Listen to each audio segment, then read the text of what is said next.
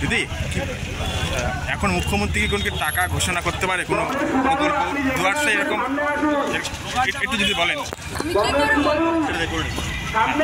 আজকে কর্মসূচিটা নিয়ে একটু বলেন।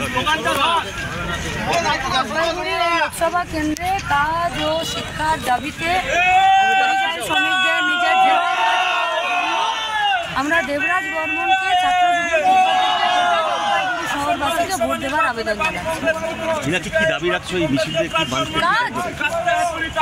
এটা নেই, ওটা দেশে ওটা নিশ্চিত আর নেই, কারণ তৃণমূল এবং বিজেপি যে দুটো সরকার পরিচালনা করছে তাদের রাজনৈতিক দলের পলিসি অনুযায়ী সেই পলিসিটা কর্মসংস্থান তৃণমূলকে দুর্নীতি কাজ দিতে চায় না, তাই দুর্নীতি কাজ